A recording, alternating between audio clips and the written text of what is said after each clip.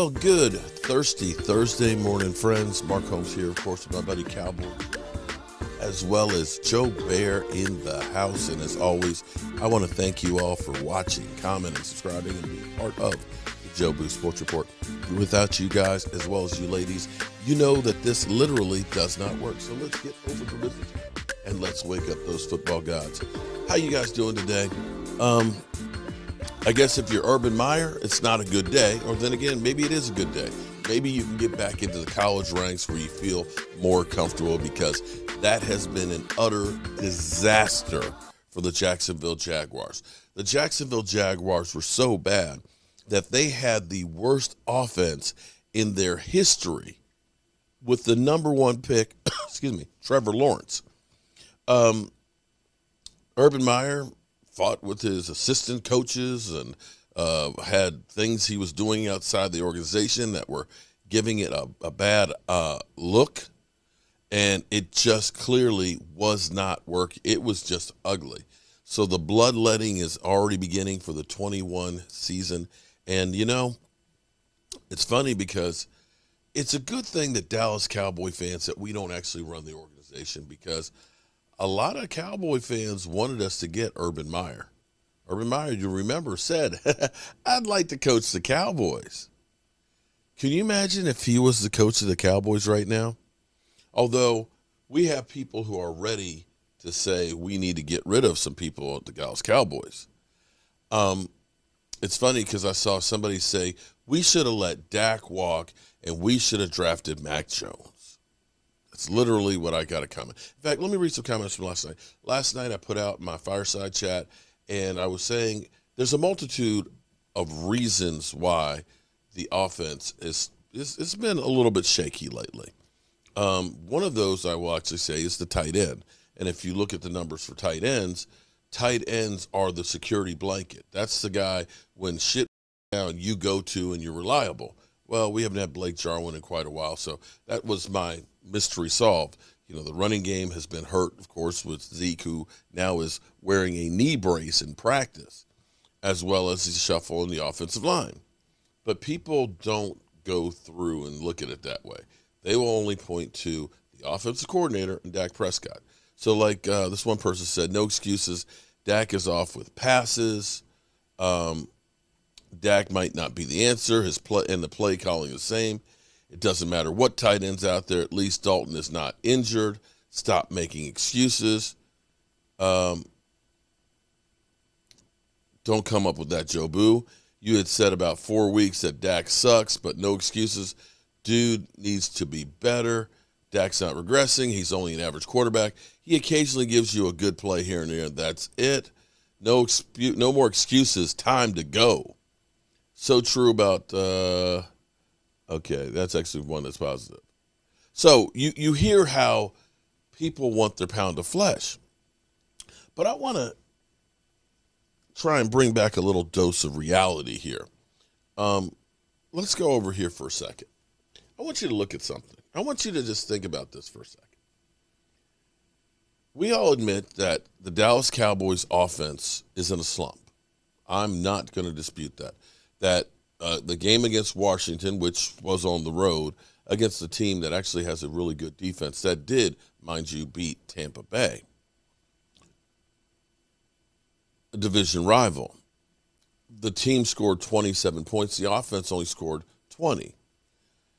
With that, knowing that the Dallas Cowboys offense is in a slump, I want you to look over here, because right here, Tampa Bay has the highest scoring offense at 31.5 points per game. With the Dallas Cowboys slumping and being trash and sucking as much as they have been, do you know where the Cowboys fall in that? Second highest scoring team in the NFL. 29.2 points per game. Let's dig it a little deeper, okay? Because like I said, we can go through and say, well, hell, but the defense got a pick six. So the offense only scored 20 points. Well, I want you to take a look. If you were to just say, first of all, let's just say that the 27 points versus scoring averages of all the teams.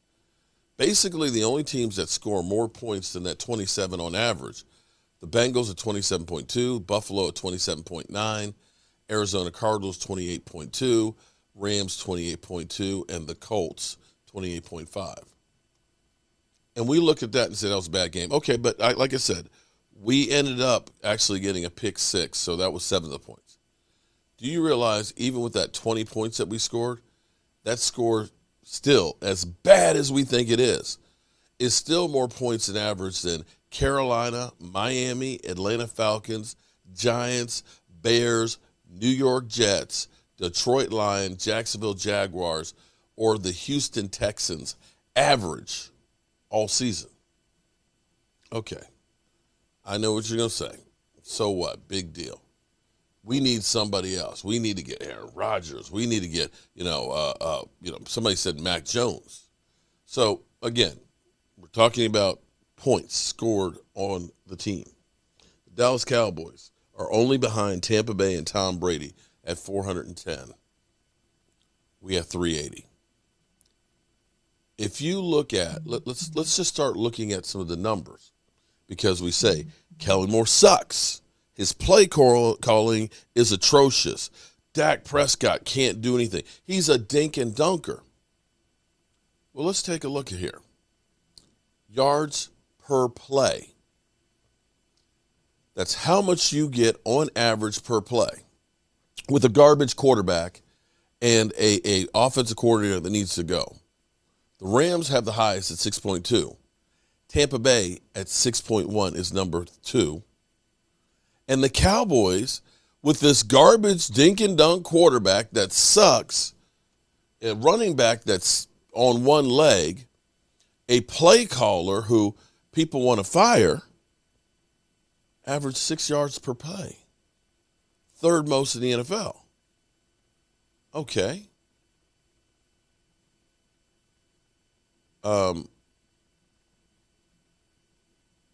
Passing yards. Cowboys are fourth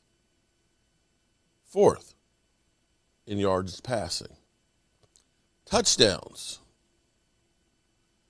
Dallas Cowboys, 8th in scoring touchdowns. Interceptions, I think we're in the middle of the pack with 11. So we're not like, the Jets and Carolina and stuff like that. We're down on the lower end of the spectrum on interceptions. Even rushing the football. Hold on, let's get the wide view. Rushing the football, yardage. We are 7th in running the football. Touchdowns is one of the few that we're not in the top 10 in rushing touchdowns. We've got 11. We're way down in there. So the point being is in yards average, we're still 4.6. We're still 7th. So let me make sure I got this straight here. The Dallas Cowboys offense has a couple of games where they're not quite as good. They have been reshuffling the offensive line. They've had their tight end gone for the last 6 games. They've lost Amari Cooper for 2 games. They lost CeeDee Lamb for a game and a half. And we're still the number 2 scoring offense in the NFL. We beat our division rivals on the road in a game that wasn't pretty, but we beat our division rivals on the road. We have a 9-4 record, a 3-game lead in our division, can possibly clinch, and people want to get rid of the quarterback and the offensive coordinator. And we're top 10 in every category. But just for general knowledge here, as we look at this, I want you to understand. Actually, wrong one.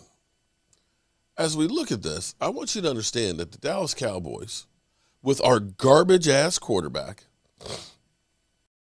is averaging, see here, Kansas City, 27 points, is averaging 2.2 points more than Pat Mahomes.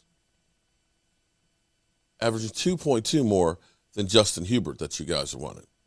is averaging 2.3 more than Mac Jones in New England, averaging almost 3 more points than Kirk frickin' Cousins. You follow me? Those who want Jimmy G, averaging 4 more points than that guy. Oh, and Aaron Rodgers and the Green Bay Packers, this garbage quarterback, this garbage offensive coordinator is averaging 4 more points per game than the Green Bay Packers.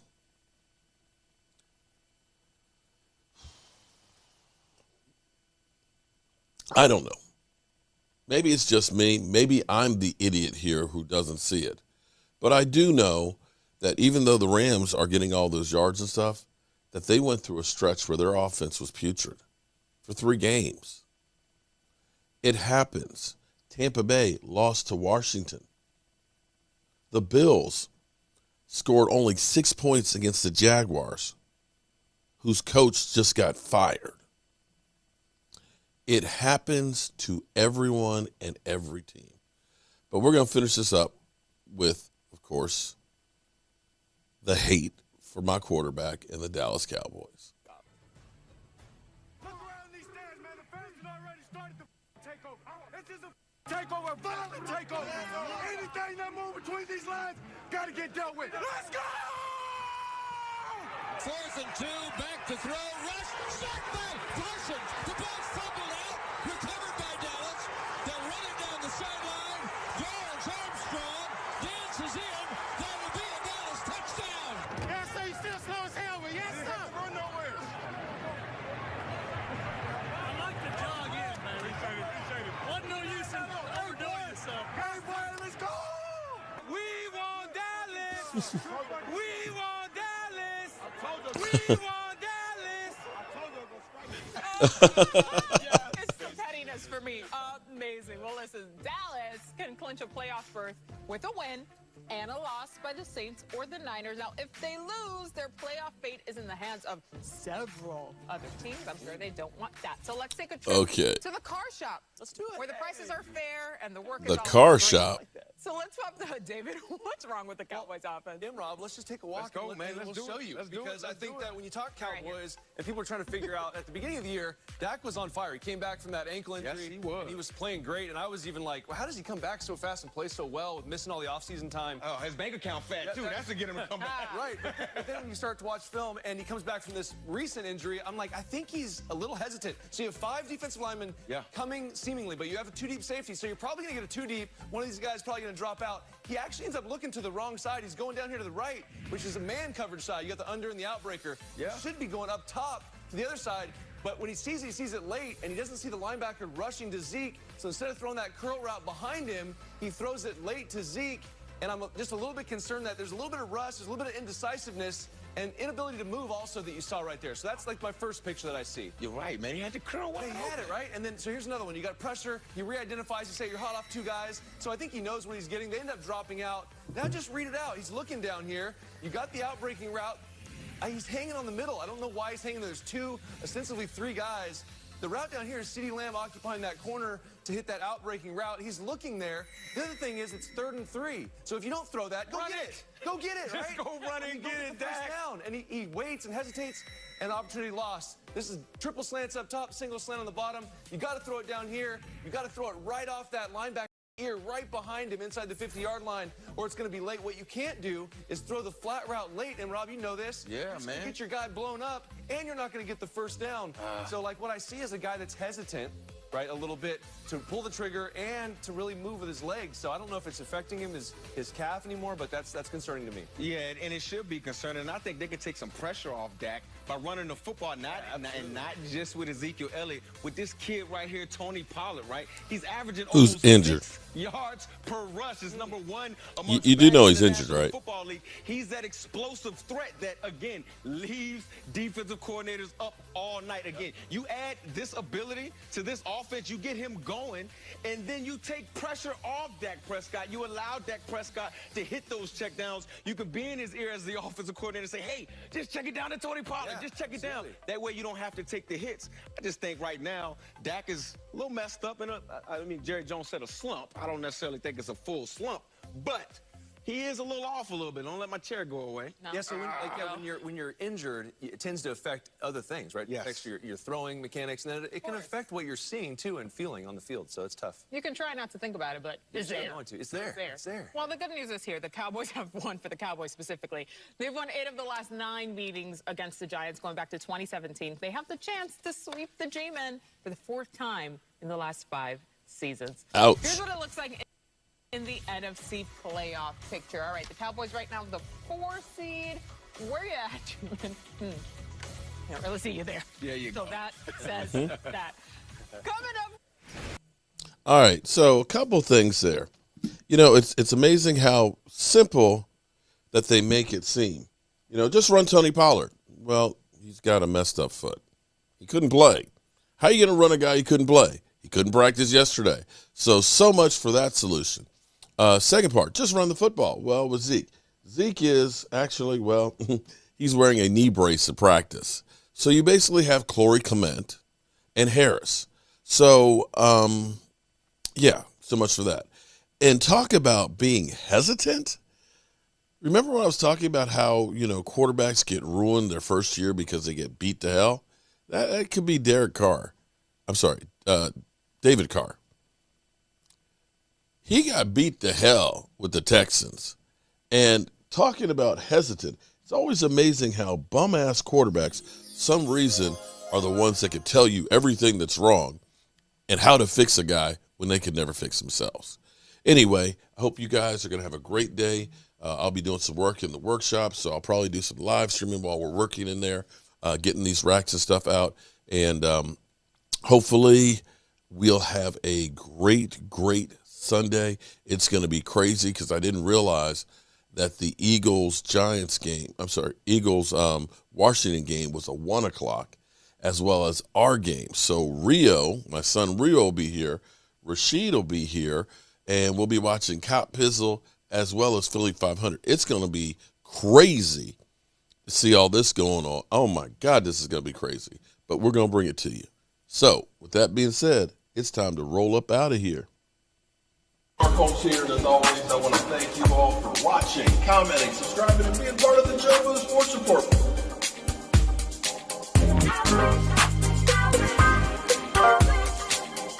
You did one hell of a job, and the only thing else I got to say is